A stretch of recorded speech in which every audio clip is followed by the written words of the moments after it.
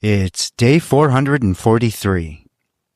It's also July 22nd, 2020. And we're in the Beartooth Wildlife Management Area in Montana. You ever wake up in the morning and ask yourself, what am I doing?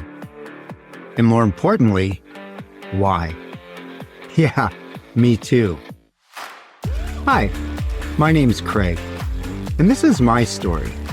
A story about life out there.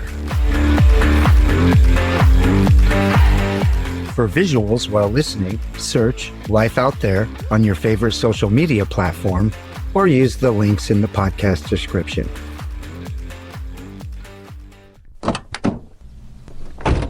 Montana, I'm learning, day by day, has a way of pulling you in. And it doesn't whisper.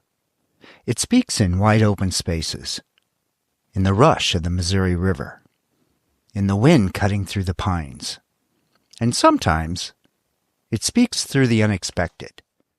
A road sign, a boarded-up motel, a detour that turns into an experience you'll never forget. That's how we found Wolf Creek. But that was just one stop in a day filled with discovery. We'd zigzagged our way across Montana, coming within 8 miles of Craig before it happened again. A sign, a turn, a change of plans. That's how we found ourselves pulling off Interstate 15 and fueling up at the only gas station for miles, stretching our legs next to a motel long past its prime. Another boarded-up dream. But before Wolf Creek, there was Bannack, tucked away in the southwest corner of Montana. It's more than a ghost town. It's a preserved glimpse into the past. Founded in 1864 after gold was discovered in Grasshopper Creek, Bannack grew fast, quickly becoming the first territorial capital of Montana. But gold has a way of shifting fortunes. And when richer deposits were found in Virginia City, the people followed. And by the 1950s, Bannack was empty, a shell of what it once was. But today, over 60 buildings stand, preserved by the state. Now, it was kind of a bummer that the pandemic had most of them all locked up, closed down. But we did walk around the town a bit, but had to imagine what walking through them might have been like. I have a feeling you don't just see history, you feel it. Oh, and if you visit, bring bug spray. Grasshopper Creek lives up to its name, and the mosquitoes are relentless in the summer.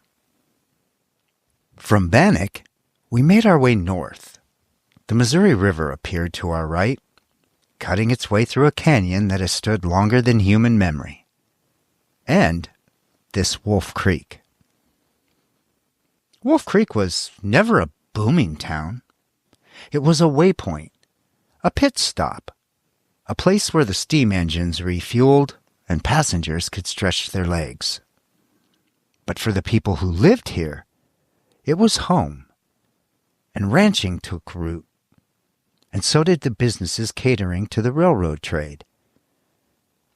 And today the town remains small, with a population hovering around 500.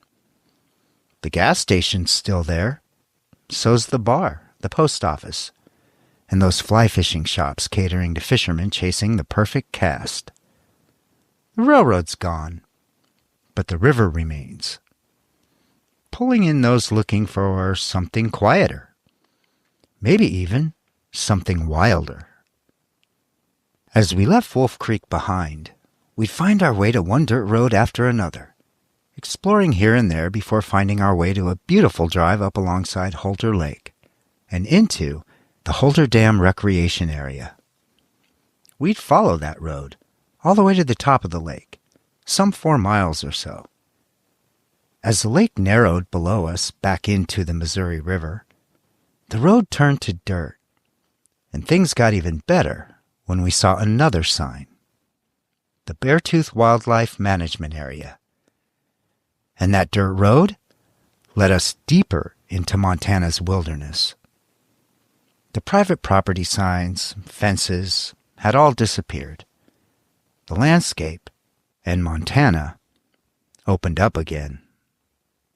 The check-in station was unmanned, but the drop box for registration cards made it clear.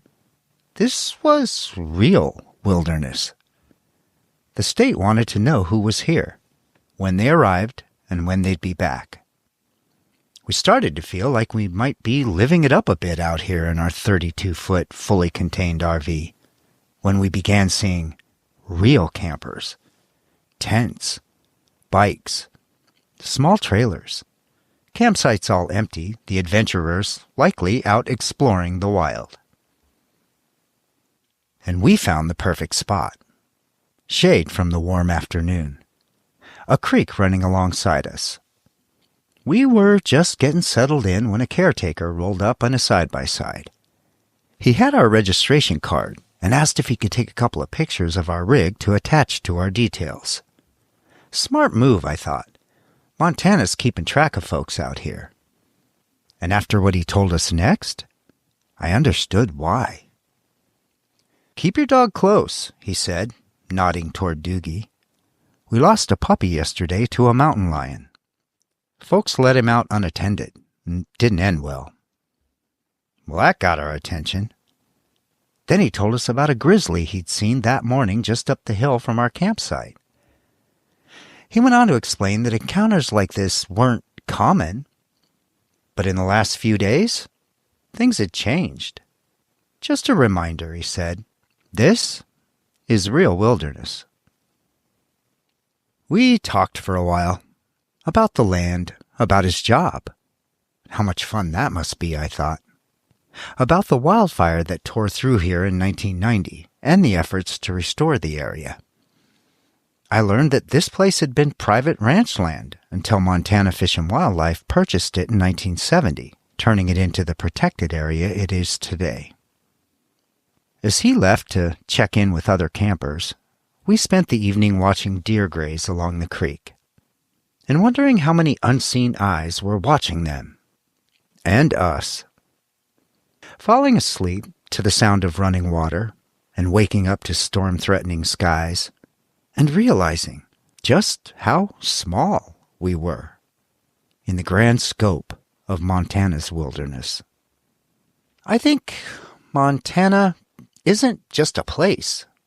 It's an experience. It's an old ghost town standing frozen in time. It's a forgotten railroad stop where the river still runs wild. It's a campsite where the land reminds you, this isn't yours. You're just passing through. As we packed up that morning, I found myself thinking, how much better could it get? And I had no idea how soon I'd find out. Back out on the asphalt, Craig, Montana was just 8 miles away. And I wonder what we'll learn there. Turns out, this thing called life comes with a lot of rules. Maybe it's time to break a few. Because you can. No, seriously. You can. Free audio post-production by alphonic.com.